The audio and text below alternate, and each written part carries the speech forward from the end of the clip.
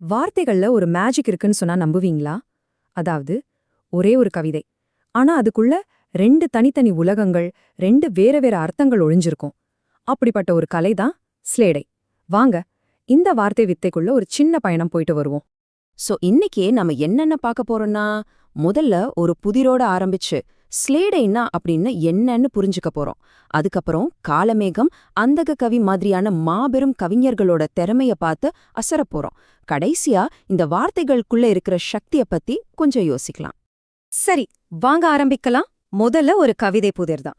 உங்க கற்பனைய கொஞ்சம் தட்டி எழுப்பிக்கோங்க. கொஞ்சம் யோசிச்சு பாருங்களேன். ஒரு நாய், அப்புறம் ஒரு தேங்காய்.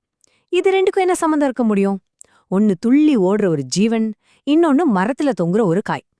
எப்படி இது ரெண்டையும் ஒரே மாதிரி வர்ணிக்க முடியும்? ஒரு கவிதை எப்படி இந்த மேஜிக்க செய்யுது? இது காலமேக புலவர் பாடினது. ஆச்சரியமான விஷயம் என்னன்னா, இந்த பாட்டுல இருக்கிற ஒவ்வொரு வரியும் ஒரு நாய்க்கும் பொருந்தும், அதே சமயம் ஒரு தேங்காய்க்கும் செட் ஆகும். எப்படின்னு யோசிச்சுக்கிட்டே இருங்க. இந்த புதிரோட விடையின நாம சீக்கிரமே கண்டுபிடிக்கலாம். இந்த மாயாஜாலத்தோட பேரு தான் சிலேடை. சரி, இப்போ அந்த ரகசியத்தை உடைக்க வேண்டிய நேரம் வந்தாச்சு. இந்த கவிதை மேஜிக்கு பின்னாடி இருக்கிற அந்த டெக்னிக் என்னது?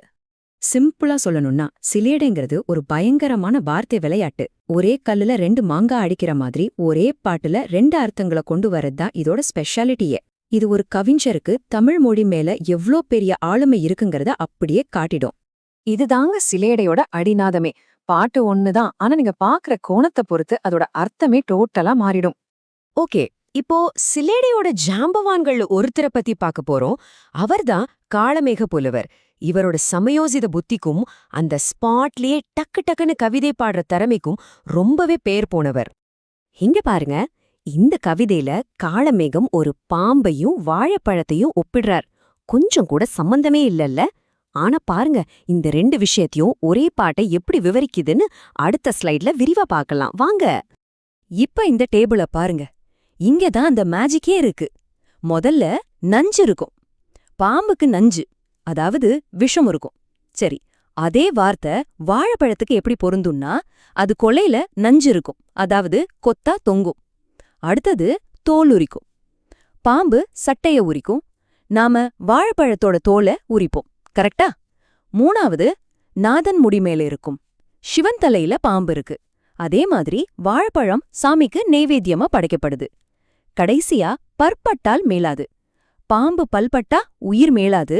அதே மாதிரி வாழைப்பழத்தை சாப்பிட்டா அது திரும்ப வராது. பாத்தீங்களா? இதுதாங்க சிலேடையோட உச்சம். இன்னொரு உதாரணம் பார்க்கலாமா? இதுல அவரு வைக்கோலையும் ஒரு பெரிய யானையையும் ஒப்பிடுறார். என்னது? வைக்கோலும் யானையுமா? ஒன்னு உயிரே இல்லாதது, இன்னொன்னு மகா பலம் வாய்ந்தது. ஆனா காலமேகத்தோட வார்த்தைகள்ல இது ரெண்டுமே ஒன்னாயிடுது பாருங்க. இங்க பாருங்களேன், வைக்கோல களத்துல போட்டு அடிப்பாங்க. யானையா? அது போர்க்களத்துல எதிரிகளை அடிச்சு துவைக்கும். வைக்கோல் கோட்டை மாதிரி குவிச்சு வச்சிருக்கிற போர்க்குள்ள போகும். யானை தன் கோட்டடிக்கு, அதாவது கோட்டைக்குள்ள போகும். இங்க ஹைலைட்டே அந்த போருங்கிற வார்த்தை தான். வைக்கோலுக்கு அது வைக்கோல் போர், அதாவது ஒரு ஹீப். யானைக்கு அது போர்க்களம், அதாவது பேட்டில். ஒரே வார்த்தை, ஆனா 2 அர்த்தம். எவ்வளவு பிரமாதமா இருக்கு பாருங்க. சரி, காலமேகத்தை பார்த்தாச்சு.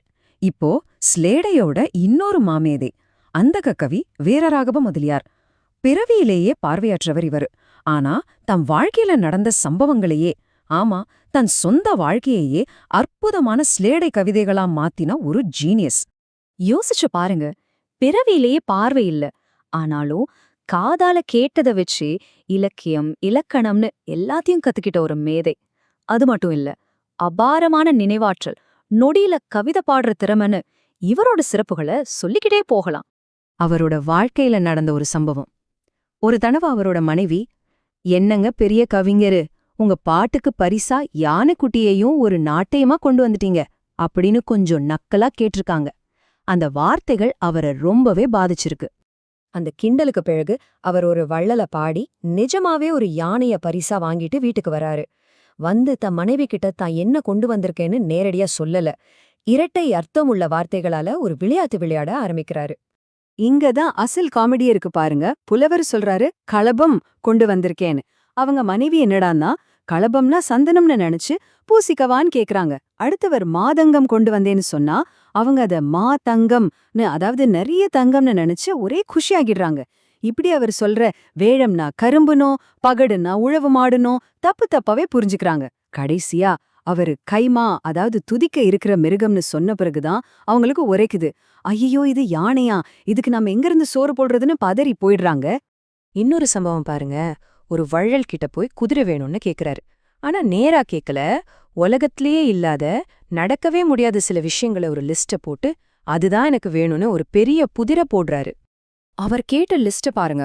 பறக்காத கொக்கு வேணுமா, பாடாத கந்தர்வம் வேணுமா, எரியாத பந்து, சூடாத பூ, பூக்காத மாமரம், தாக்காத ஈட்டி, இப்படி ஒரு லிஸ்ட் கொடுக்கறாரு. கேக்குறதுக்கே ரொம்ப விசித்திரமா இருக்குல்ல. இதுக்கெல்லாம் எப்படி ஒரே அர்த்தம் இருக்க முடியும்னு தோணுதா? இந்த ஒட்டுமொத்த புதிருக்கும் பதில் ஒரே ஒரு வார்த்தை தான். என்னன்னு நினைக்கிறீங்க? குதிரை. ஆமாங்க, குதிரை தான். அவர் கேட்ட பறக்காத கொக்கு, பாடாத கந்திரவம், எரியாத பந்து, பூக்காத மாமரம், இது எல்லாமே குதிரைக்கு இருக்கிற வேற வேற பெயர்கள். பாருங்க, ஒரு பொருளுக்கு இத்தனை பேர்களா? அதையும் இப்படி ஒரு முரண்பாடான புதிரா கேக்குறதுல தான் அந்த கவியோட அறிவோட ஆழமே நமக்கு தெரியுது. சரி, கடைசியா இந்த கவிதை வடிவம் நமக்கு என்ன சொல்ல வருதுன்னு கொஞ்சம் ஆழமா பார்க்கலாம். சிலிடைங்கிறது ஏதோ வார்த்தைகளை வச்சு விளையாடுற விளையாட்டு மட்டும் இல்ல. அது ஒரு அறிவார்ந்த கலை. நம்ம தமிழ் மொழியோட ஆழத்தையும் வளத்தையும் கொண்டாடுற ஒரு வடிவம். ஒரு கவிஞருக்கு தன் மொழி, கலாச்சாரம், பொருள் இது எல்லாத்துமாலையும் எவ்வளவு பெரிய ஆளுமை இருக்குங்கிறத இது வெளிச்சம் போட்டு காட்டுது. நாம இந்த விளக்கத்தோட இறுதிக்கு வந்துட்டோம். கடைசியா உங்ககிட்ட ஒரு கேள்வி. ஒரே கவிதையில 2 உலகத்தையே கொண்டு வர முடியுதுன்னா, இதே வார்த்தைகளை வச்சு நம்மால இன்னும் என்னென்ன மாயாஜாலங்கள், என்னென்ன அற்புதங்கள் செய்ய முடியும்? கொஞ்சம் யோசிச்சு பாருங்களேன்.